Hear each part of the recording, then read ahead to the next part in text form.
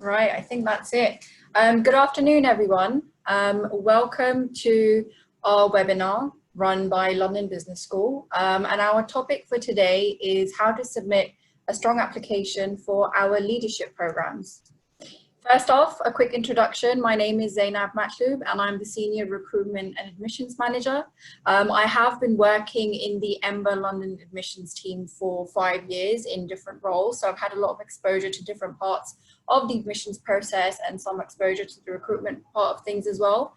What my job currently entails is reviewing applications, interviewing applications, and also setting the general strategy for our program, and of course ensuring that we recruit a high quality class for all our intakes. So as I said, I work for the Ember London program specifically. So for those of you that are planning on applying for the Ember London program, I might get the chance to hopefully meet you one day. If I don't meet you, I will definitely get the chance to review your application at least. So I do definitely look forward to doing that. In terms of the content of the webinar today, obviously the main focus is going to be the application and the admissions process, because I'm sure at this stage, most of you have done the research that you need to do about our program and also about London Business School as an institution. But just in case, I am going to do a quick overview of London Business School as a whole.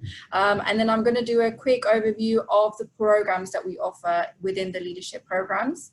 And then finally, the main focus is going to be on what we look for in our applicants. So applicants also means your profile, not just your application itself. And then what we look for in the actual application. So all the forms that you fill out and all the documents that you will provide us with. We will then end this session with a Q&A piece where you can ask me any questions that you might have about the application process, the admissions process, or about the program itself. Now, to start off, I thought the best way to start this presentation is to just briefly go over, 4 of the key factors that I always hear from applicants or people I'm interviewing about why they want to apply to London Business School, why they want to get into one of our leadership programs. And believe it or not, the first thing is definitely the brand. A bit like, when you apply for a job, you apply for the best company because you want to have that company on your CV. People also have the same thinking when they apply for London Business School. We're always in the Financial Times rankings. We're one of the best business schools within Europe. We're internationally recognized. And LBS, there is definitely going to be someone within your personal network or even within your professional network who will know about London Business School. About 60% of our students, especially in the Ember London stream, actually join the Ember program because they've heard about it from a colleague. And that word of mouth is enough for them to then go ahead and pursue the program themselves. And of course, the alumni network that we have, that is also a very big seller for us. We have alumni all across the world. So a lot of times when we have commuters that I have conversations with, they will say, how do I take advantage of the LBS network? And I can tell them very confidently that we have an alumni club in all parts of the world. Our faculty is also as diverse as our students and our alumni network. So we have 154 faculty from 30 different countries. We have 130 alumni clubs from around the world, and we have more than 42,000 alumni based in 155 different countries. So I think it's safe to say that you will always find LBS no matter which part of the world you're in, whether it's by attending an event that one of our clubs is running, or whether it's by reaching out to one of our alumni just to say to them, hey, do you want to meet up and have a quick coffee? So we are present all across the world. And then of course, we can't forget about our association with other schools. So LBS also works with HKU and CBS. So you also become a part of these networks when you do become a member of London Business School. Then of course we have our faculty. Now, I think the best thing about the London Business School faculty is that they're not, like the lecturers that you would have in your previous education who just come into class, give a lecture and go home. No, these people have actual jobs.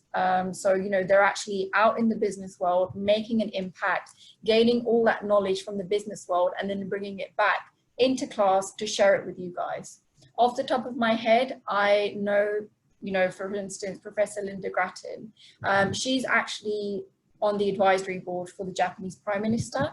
She also works with BA around organizational behavior. You then have Sir Andrew Lickerman, who is also our previous dean, and he was previously the director of the Bank of England. And you know, different names like that that you will hear about outside of LBS as well make up a part of the LBS faculty, and they are constantly bringing in new knowledge into the school, whether it's through their work or whether it's through the research that they do outside of LBS. So that's definitely one of the key things as well. And then of course our location. So obviously we're in London. London is a financial hub, but it's not just a financial hub. London is very much happening. So I will interview people from an entrepreneurship background and they will say, you know, I definitely want the London location because there's so much to offer in terms of the network that I can gain by being in London. And then of course we've got our sister stream in Dubai, which, you know, I personally think is fantastic, because what else could you want to get exposure to London and then also get exposure to Dubai and also the rest of the Middle Eastern market? Because don't forget, for the Dubai stream, you don't only get access to Dubai-based students, but there's people flying in from different parts of the Middle East and South Asia to do their EMBA program in Dubai. And then of course our association with New York and Hong Kong as well. So if you do decide to pursue the EMBA Global program, you do have that positive of being able to commute to New York and commute to Hong Kong and gaining experience from these two very big cities as well. Now, just to give you a quick overview of what I mean when I say our leadership programs, for those of you that haven't had the chance to do much in-depth research about our portfolio. So if we start from the left-hand side, that's our EMBA London and EMBA Dubai program. So Dubai program, I'd like to call it the sister stream of the EMBA London program. So the two key differentiators between these two streams are, of course, the location.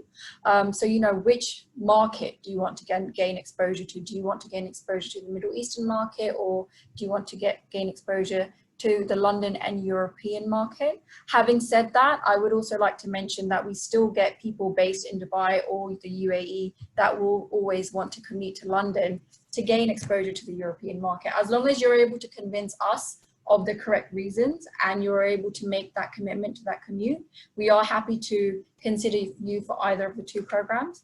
And of course, the biggest differentiator is actually the format of the program.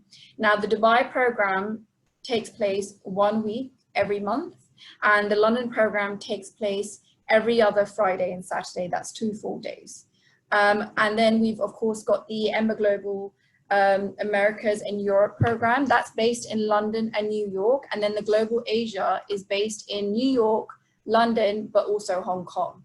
The start date for both these programs is May. Apart from that, there's a slight difference in terms of the course and electives. Now, the EMBA programs, EMBA London, EMBA Dubai, and EMBA Global, they all have an average years of experience of 12. However, if you are slightly more senior than that and you want to have a more senior cohort around you, the Sloan Masters in Leadership and Strategy program actually has 15 to 19 years of experience. So it's actually one of our most senior programs. It takes place once a year. It begins in January and it's a full-time program. So where for EMBA London, Global and Dubai, you can actually work part-time, and for some of the programs that is a requirement. For the Sloan program, if you are taking a break in your career, you are able to pursue the Sloan program for the full year, because like I said, it is a full-time program. So you will be in class for the full year. Just to give you some numbers about the classes that we've had recently. So for EMBA London, for our 2019 class, we had 150 students, 45 nationalities represented. So that's definitely still a very diverse cohort, even if we are based in London. 36% commuters, 27% female students, and 12 years of experience. And for the EMBA Global program, we have 86 students, 26% females, 61 cities represented, and 29 countries represented. And then lastly, for the Sloan program, the average years is 18. So like I said, they're very senior. And the class was 55 students and 22% female students. And of course, as you can see, we still have a diverse range of cities and countries represented within that cohort as well. So as I said, diversity is very, very big, has a very big presence within London Business School. Now, coming on to the more important thing and why we're all here today to talk about your application to London Business School and to one of our leadership programs. Now, I think the best way to start off this piece is to kind of give you my overview of what I'm thinking when I see these applications. Now, the way that our executive applicants work is that you guys will fall into one of these 6 categories. You'll either be on the program for leadership development. So, you know, you're looking for those key skills, hard skills and soft skills in order to make you a better leader. This doesn't necessarily have to be for someone who's on the younger end, so has 6 to 7 years of experience. Quite often I'll actually interview successful C-suite candidates who will say, yes, I've had a very successful career. However, I don't have that formal education behind me or the formal skills behind me in order to be a better leader. You then have the career accelerators. So these are the people that have hit the glass ceiling or they've just recently gone into a new role and they need that support. They need that toolkit in order to take the next step within their career. So for instance, you might have someone who's gone into a senior management role or a director role after being in a analyst role, let's just say, and they need those leadership skills, they need the management skills, they need to know how M&As work, how P&Ls work. So those are the career accelerators. And then of course you have the career transitioners. So quite often I do also interview people who will say to me, I feel like I'm too technical. I feel like I've been in this role for way too long. And by gaining exposure, not just to the executive MBA program, but also to my cohort, to those different perspectives and different industries, I actually want to broaden my horizons. And those are our career transitioners. And then of course, you get the people, like I said, who are there for the enhanced network, for the global perspective, and for the entrepreneurial ambitions. But, you know, like I said, the leadership development, career accelerators, and career transitioners, I really and truly think that all of our executives that apply for our leadership programs generally tend to fall into at least one of these 3 categories. So those are some of the key motivations that I look for and my team looks for when we receive your application, and also if we do get the chance to meet you face to face when we interview you. In terms of the key components that we look for within an executive MBA person's profile in terms of what you've already achieved to date, the first thing is definitely career progression.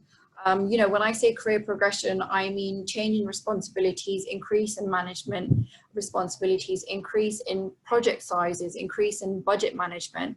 You know, if we can see that career progression quite clearly, we can see that you've got motivation, we can see that you've got drive. And then if you're able to then convince us how the executive MBA will come into this mix to help you progress even more, that will be a positive for you and that will be a positive for your application. Management experience. Now, a lot of people think that if you haven't managed teams, we won't consider you. Quite often in everyone's career at some stage, we've all managed people for a few months, whether it was when you were dealing with a project or whatnot, but you don't officially manage them on paper in terms of your job description. That doesn't matter. You can still tell us about these teams that you've managed for a short period of time. Managing projects also comes into it. So, you know, if you manage small projects, if the size of these projects have gradually increased as you went on in your career, please speak about that. Tell us about that. And also managing budgets. That's also a very big responsibility, and managing P&L, that's also another very big responsibility. So any kind of management that you've had, experience that you've had, whether it's making decisions because you're managing something, or whether it's, you know, setting strategy or setting the direction for your team or for your department, we want to know about that. International exposure. So international exposure generally means if you've had the chance to live or work in a different part of the world. However, if you haven't had the chance to do so, but you've had the chance to work in a diverse firm, where you've had the chance to work with people from different nationalities, that also counts as international experience. If you have a client who's based in, let's say, Asia, and you work with them over the phone or virtually, that will still count as international experience. So please mention that as well. Now, in terms of the application itself, So these are some of the things that actually make up the application. So I'll start off on the left. The first thing is the online application form. All of our applications can be completed online. So the application form itself will ask you to put in every single detail about yourself, your hobbies, your role currently, what are you earning in your role currently, and also all the information you can provide with your previous roles as well. Now, quite often we will get people who don't actually make the effort to fill in this application form. But then if you don't do that, then we will probably end up asking you that same information at the interview stage if you are successful. So always make an effort with the application form, because, you know, believe it or not, but we can actually tell when people make an effort. And obviously if you're making an effort, that's a positive for you. So things like your responsibility in a role that you were in 8 years ago, that's not something you're going to be able to fit in your CV. So when you fill in your application form, you will be given the opportunity to actually write that information for me to then say, okay, this person's responsibilities change when they went from this role into the next one. I understand the career progression. I know how it works now. Referees. So we require 2 reference forms. Generally, we will always say, make sure one of your references is from your line manager. The reason for that is twofold. The first is that you work with this person day in, day out. No one knows them as well as you know them. So it's always good to have their reference on file. However, it's also good to have their reference on file, because one of our requirements for all our programs is that your line manager is aware that you are making such a big commitment to one of our programs. And, you know, even though these are part-time programs, they are still just as intense as any other program that we also offer. So it is a very big commitment you are going to be making. Essays. Now the essays are one of my favorite pieces of the actual application form, because it's actually where we see your personality come through as an individual. So you are able to answer these questions in any way you want. They're mostly around your career objectives. So why do you want to do the Executive MBA program? How are we going to help you meet these career objectives that you've set for yourself? You know, how are you going to contribute to London Business School as an alumni? And also, what's your self-awareness like? What are some of the things that you want to improve in yourself as a person? There's a 500-word limit on these essays. Please use that 500-word limit. You know, even though it's very easy to write 2 sentences and expect the person to understand what you're trying to say, actually make the effort, have a think about it. Obviously, don't overthink it at the same time, and, you know, let it slow down your application submission, but do definitely take your time with it. Then we have the GMAT, GRE, and EA scores. Now, for some of our programs, we do offer waivers for these, and you do need to get in touch with us and send your CV across if you would like to be considered for a waiver, but it is a compulsory test. So we do have a strict requirement you would have to meet in order to gain a waiver. The reason that we ask people to do the GMAT or EA is because we see it as a diagnostic tool. A lot of you that are here today probably haven't been in a classroom for a very long time. So it's our way of seeing where you stand academically in this moment in time. And for us to then provide our program office team who will look after you guys that information and say, this person might need some help with verbal, this person might need some help with quants. Can you please keep an eye out for them and help them out whenever they need help? So it's definitely not always the make or break of applications, because we do take a very holistic approach. So I wouldn't let that throw you off. And then lastly, we've got the transcripts. Any kind of professional qualification that you have, please submit that. Your undergrad, your master's, submit that as well. If it is in a different language, you will be asked to submit it in English. Unfortunately, you can't translate it yourself, even though we would love to let you do that. But for legal purposes, you do need to go to a professional translator and ask them to translate the transcripts for you. Now, in terms of the different stages of the application submission, the first thing that happens is, of course, you submit your application, and then we will review your application. If we feel that you meet the criteria and you know you pass that first process of the review stage, we will then invite you for an interview. All interviews take place on campus. And the reason for that is not only do we get the chance to meet you face to face, but you will get to see the campus, you will get to meet us, and you will get to experience what it could be like if you do become a part of the London Business School community.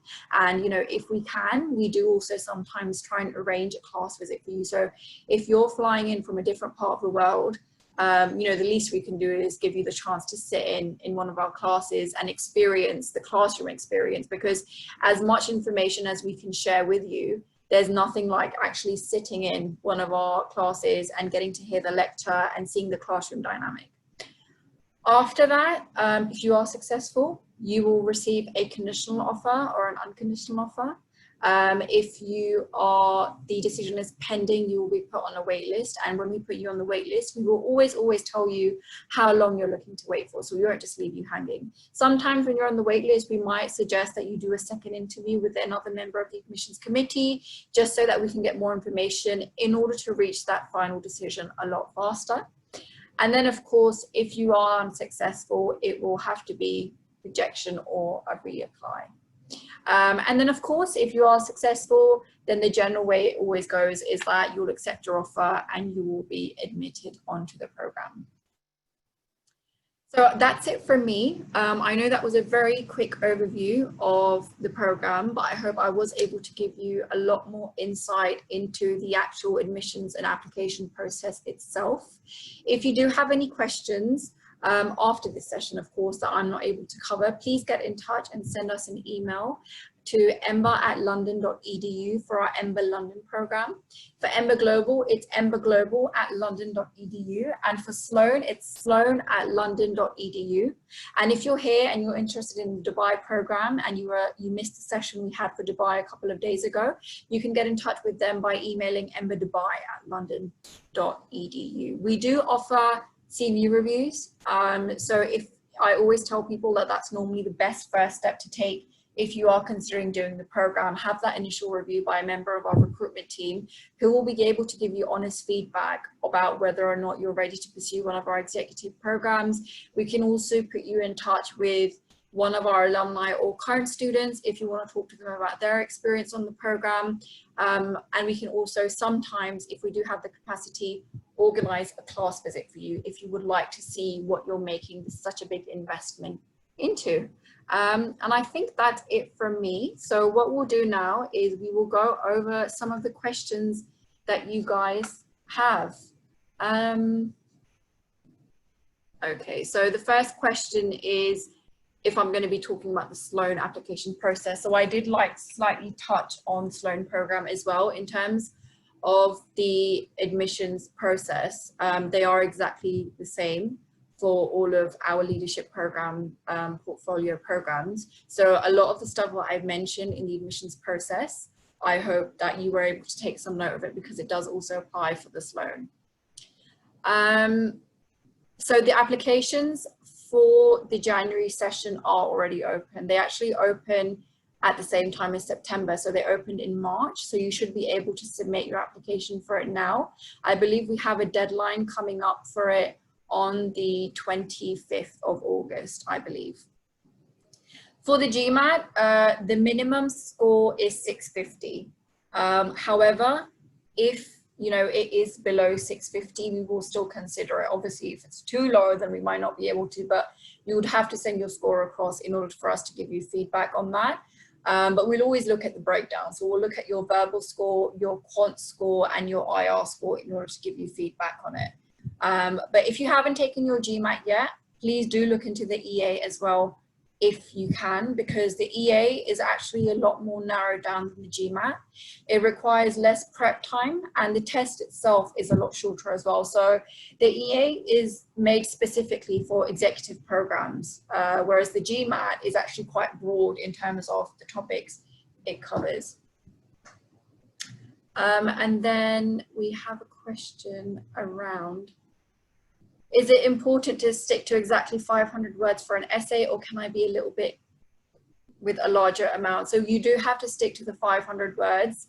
I'm sure that you will be able to answer your questions with just the 500 words. If you would like to add more on, you can get in touch with our admissions officer and let them know that you would like to do so. when submitting transcripts, can I submit copied version first, then submitting official transcripts if admitted? Yes. So when you submit it for your application, you are actually supposed to scan it and send us across copies. However, if you are admitted onto the program, then at some stage for verification, either during the interview stage or when you join us for orientation, we will ask you to bring in the actual transcripts so that we can verify that we've seen the originals. Is there any guidance recommendation for the second recommendation letter? So there's actually a form that they'll fill out for that. You don't actually have to send a letter. A lot of people make that mistake where they'll get their line manager to write a letter. Unfortunately, we can't accept that. And if you think about it, you know, having a form is a lot easier because we basically ask questions that we need answers to in the form, whereas when they write a letter, they might go off on a tangent and not actually provide us with the information that we need. So whoever you nominate for your references, they will receive a form that they will need to fill out. If you sit the EA exam, do other schools accept this too, or EA specific to LBS? No, other schools do accept EAs as well.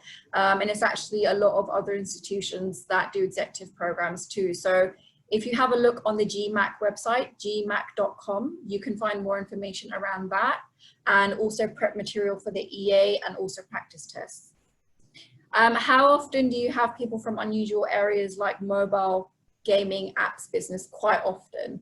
And, you know, to be honest, those are the people that make our classes diverse and that make the classroom discussions a lot more different as well. So we get people from all sorts of different backgrounds. And, you know, every intake, I get the chance to interview people that aren't just from finance. I feel like there's a big misconception about London Business School that we only consider people from a very strong finance background. You know, we do get people from finance, but we also get people from healthcare, we get people from media, we get people from the sports industry, we get people from the betting industry, we get people from jewelry making, fashion, retail, manufacturing. So definitely don't stop that from applying to the program. Hi, on 2 referees, one of them is from line manager, can the other one be from an ex-colleague? Yes, it can. As long as the one from your line manager is in there, that will just speed up the process a lot more if you are successful on the program. Okay. If I were to do the EA and fail, will it negatively impact my application? If I fail the first, will I be allowed to redo the EA? Or will you advise me to do the GMAT if I'm worried about passing the EA? So if you do fail the EA, if you feel like you fail the EA, please send the score to us first. I feel like a lot of people panic and they think they failed when in fact they haven't. So a good EA score for us is 150. Having said that, if you get something below 150, like 145, we will still consider you. Like I said, it's not a make or break. However, hypothetically, if you get a score that's a lot lower than that, unfortunately, I can't say how low because I don't want to give out the wrong message. We will then ask you to retake it. We will ask you to retake the EA. We won't just turn you away and say, take the GMAT, because you can actually take the EA twice. Can you tell me more about the GBA on both the Ember London and the Sloan? So the GBA is actually an elective, and all of our electives are offered to the whole of the LBS community. So it's not just going to be executives that do the GBA. There's going to be other people doing the GBA with you, and we have different locations that we offer for that. So we have France, we have China, we have Brazil, we have South Africa, and these are constantly changing. So definitely check on the website for that. But the GBA experience is exactly the same. You do the GBA in your second year, you go away for 1 week with a faculty assistant and a member of the program office team. You're assigned to a company that you're going to work with for a week with these new people from other programs. And then at the end, you present your project to that company and then you see it being implemented. So the GBA is exactly the same for all our different programs.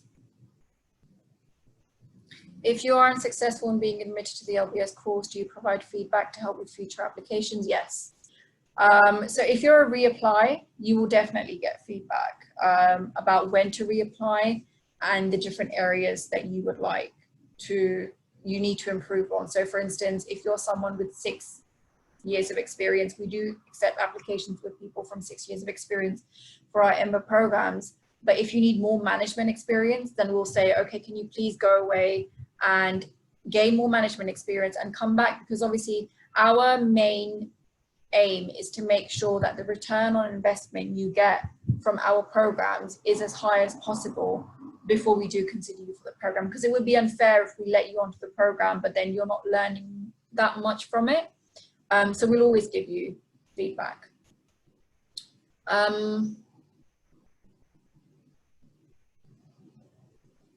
So for September 2021 intake, when does the January application process begin? I don't think I'm ready for 2021 just yet. Can we submit a CV for your initial review before that? Yes, you can definitely submit a CV at any time you want. You don't have to apply straight away after submitting a CV, unless there's any major changes in your CV. You can still do that. The applications for the September stream will open at some point at the start of next year, so after January. It might be in February. And also with the September intake, the tuition fees will also increase. So please keep an eye out for that. So for EMBA London, every September, the tuition fees does increase.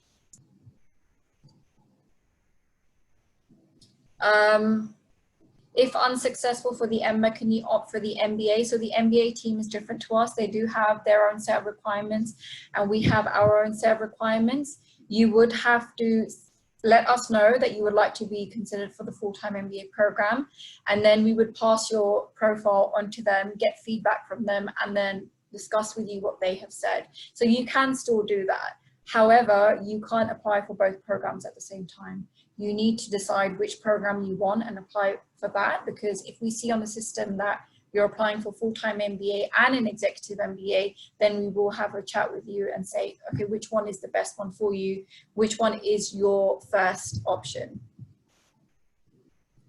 Okay.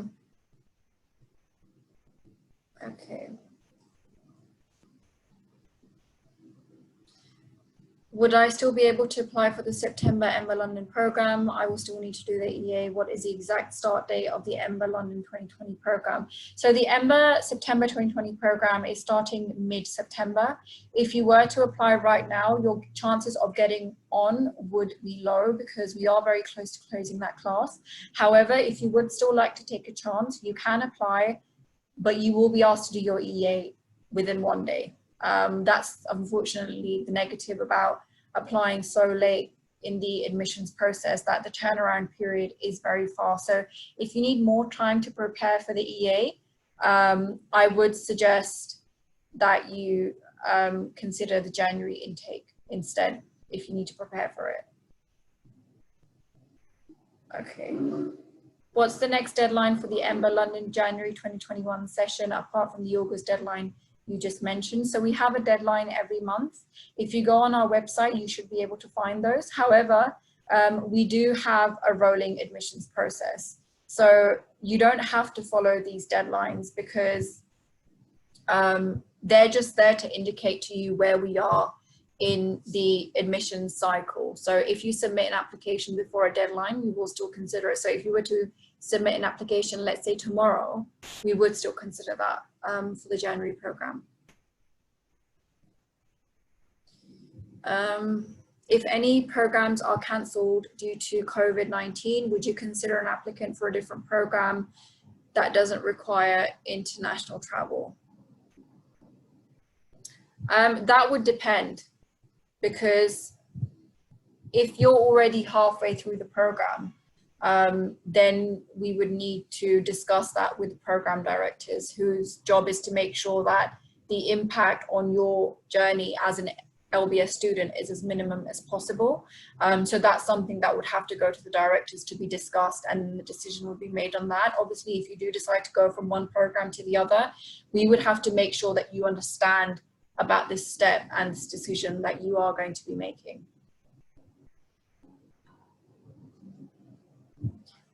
Where can I find more information about preparing for the EA? So all the information for the EA is on the GMAC website. Please have a look at that.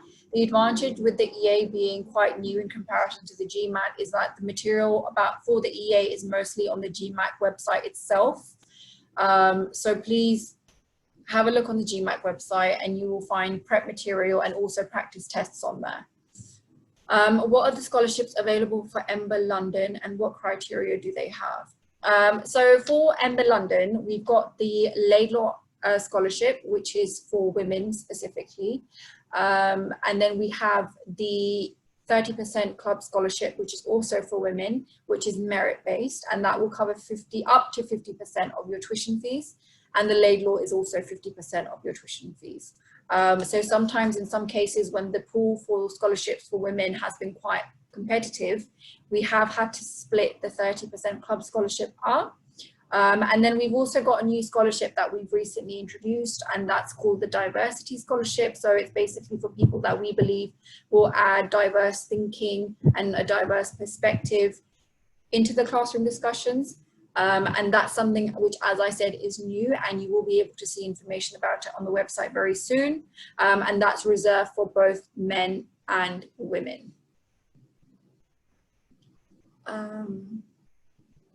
Are there any additional areas you would look to assess, give special appreciation in a candidate with only 10 years of experience for the EMBA?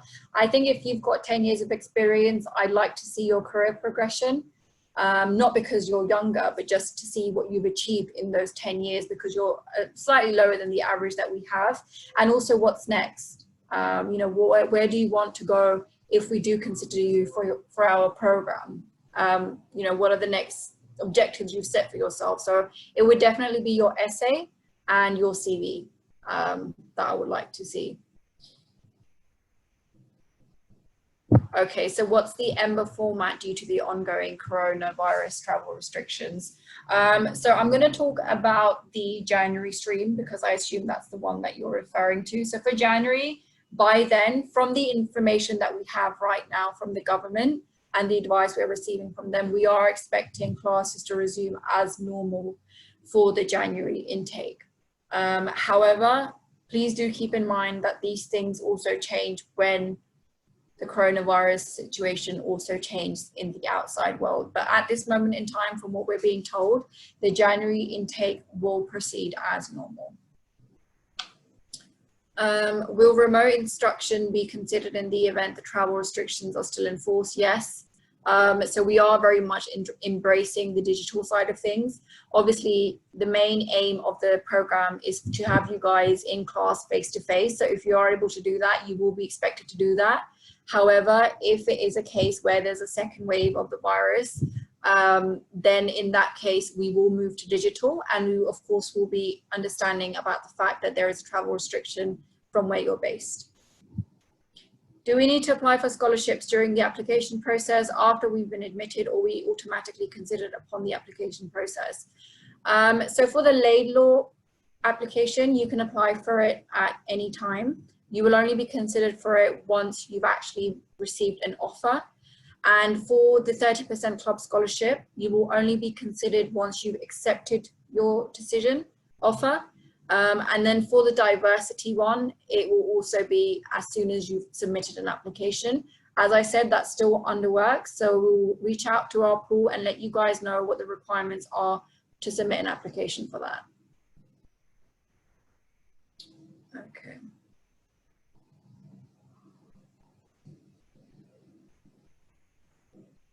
What are the quality and experience you look for a candidate in Sloan program who may have less than average years of working experience? So we would have to look at your CV for that. I think it would mainly be around how much of an executive and senior experience you've had till date, because then there would be a lot more focus on what your contribution would be to the classroom discussions.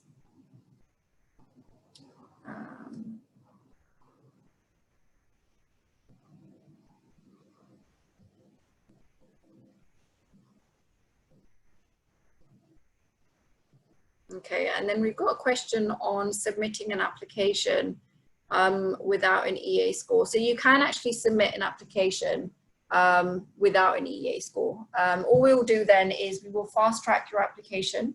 And if you are successful at the interview stage, It just means that you will receive a conditional offer instead. And then we've got a question around who does the interviews for the leadership program. So the interviews are carried out by members of the admissions committee. So you will be interviewed by a member of the admissions committee, and then once your interview is done, we will all sit down together to basically decide what the best decision for you would be. Okay. And then we've got a question on electives. So the electives bidding process takes place in your second year. So once you've finished your first year, towards the end of the first year, you will start receiving information and presentations from the program office team about the different electives that we offer, and you know, what they will cover, what the different topics will cover, and then you will bid on the electives that you want to do, and if you are successful, you will be awarded that bid. And we've got a question on what the EA is made up of. So the EA is just like the GMAT. It's made up of a integrated reasoning section, it's made up of a verbal section, and it's made up of a quant section. So it's just like the GMAT, and that's how the split is. And then of course you have a total score as well. Okay. When will you begin considering interviewing applicants for the EMBA Global Americas and Europe program? So you can get in touch with our EMBA Global team. If you just email embaglobal@london.edu, they can start the process for you now, and doing your initial review and kind of walking you through the different steps. Is the London stream as diverse as the global? Yes, it is. And you know, as you saw in the numbers, we have more than 40 something nationalities and more than 40% commuters in all of our EMBA London streams. So the EMBA London program is just as diverse as the global program. The only difference between the two is the location. So where with the global program you will get that diverse international experience outside of the classroom as well, in London you will get that experience within the classroom. So I would say that it's safe to say that they are both as diverse as each other. And then there's a question on, are we allowed to get in touch with faculty members and ask them for help? Faculty members vary. You know, you need to obviously understand that these are people that have jobs. They do have different things that they need to get done in their day. So some of them might be able to assist you with, you know, some of the questions that you might have. They might be happy to meet you for a one-to-one. They might be able to have a quick chat with you after a session. However, obviously there are some that, you know, might be busy and might not be able to assist you there and then. Do I have to tell my line manager about I'm applying? Yes, you do. That is a requirement, unfortunately, for all our programs, because, you know, quite often we'll get people saying that it's okay, I'm going to use my annual leave, my manager doesn't need to know, but they do. And that's because, you know, the leadership programs, they're not just about attending the class and then that's it. There's other things you need to think about, such as coursework you will need to do, study group meetups you will need to be a part of, projects you'll be working on together. So you won't just have the classes going on. You will still have other stuff outside of the classroom that you will be making a commitment to. And then there's a question on time management that we actually get quite often, and how do people cope with time management? It is doable, but it's hard.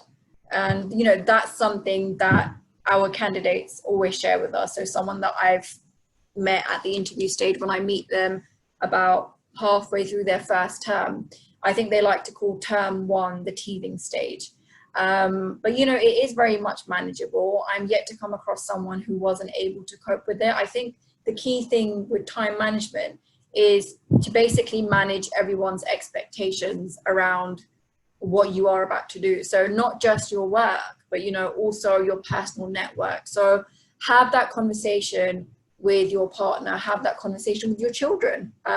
All of my candidates, they always say, I spoke to my kids and told them that, you know, I'm going back to school. So definitely have that conversation and tell them that you are making this commitment. And the same way you can also have that conversation with your classmates, with your study group, and say that, you know, Sundays, I'm not allowed to have any Skype conversations because I'm going to be spending time with my kids, or I'm going to be going out with my partner.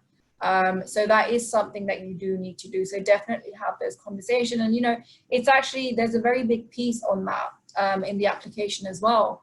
And that's because we want you to make sure that all your stakeholders are on board with this commitment that you're about to make. Is it possible to combine the Sloan Master's program with work? No, unfortunately not. It is a full-time program that requires full-time commitment. So it is highly unlikely. If you want to take your shot, do send your CV across. But like I said, because it's a full-time program for seniors, it's going to be quite tricky for you to convince the Sloan team to be considered for the program. Am I able to switch between London and Dubai in the first year? No, unfortunately not. So you do have to make your mind up about which stream you would like to be a part of. However, having said that, if you do find that, you know, you want to get exposure to the Middle Eastern market, as well as the London program, you can always consider doing your electives in either one of the two locations. So sometimes our Dubai students will come to London to do some of their electives, and sometimes the London students will go to Dubai to do some of their electives.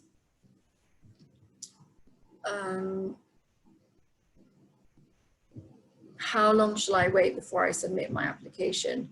I always tell people as soon as possible, because, you know, the sooner you leave your application submission date, the quicker turnaround it's going to have. So for instance, if you were to submit your application in the early stages for the January intake for London especially, you would be given 10 working days to meet a requirement, a conditional offer.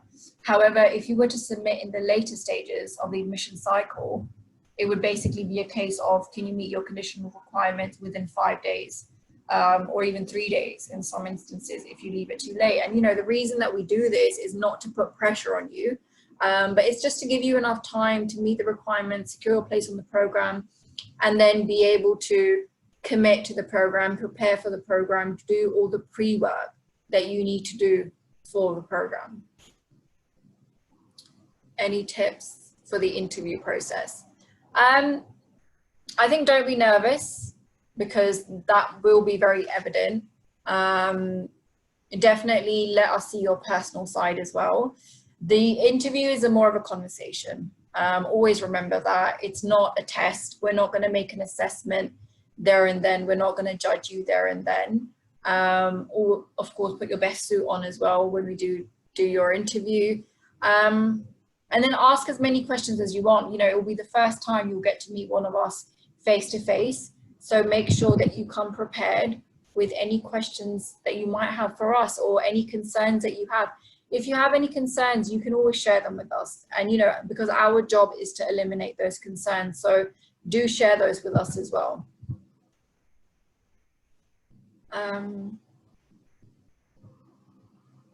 What impact has COVID had on your stream? I can't speak for the other programs personally, but I think for the Ember London stream, we actually have been quite lucky where the impact isn't too high. But I think the biggest impact that we have had is that a lot of our students that are company sponsored have had to begin at a later date, because their companies are either going through certain circumstances where they can't sponsor them anymore, or they're, you know, financially they're not able to help them anymore, and they will say, don't start now, start in January. So they've actually deferred to January instead. Is it easy to defer? No. There is a whole process that you need to go through in order to be considered for a deferral. So deferring basically means you have accepted your place on the program, you have a seat in the program, and you want to move it across into the next intake. If you want to defer, you will be asked to submit an official request form in. This form, along with your application and other documents, will then be discussed with myself and the rest of the admissions committee, and we will basically assess if your reasoning is fair enough to move you into the next cohort. And if it is, we'll let you. If not, then we'll tell you the reasons why.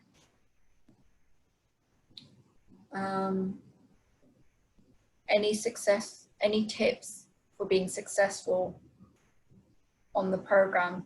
I think definitely, work on your investment into the program. I always say this to people. Being a part of the LBS community, it's not just about attending class and leaving. Be a part of the clubs, be as involved as you can with the network, make use of the network, make lifelong friends whilst you're on the program as well, and gain as much as you can from the investment that you're about to make. How much time will a candidate normally have for EA if they receive a conditional offer? So for Ember London and the Ember Dubai program, we give 10 working days. Obviously, if you need an extension, we can consider that. However, if you do ask for an extension, because we have a rolling admissions process, you might be risking your place on the program if someone else does an EA before you and they're able to secure a place on the program. So always remember that it's a very competitive process.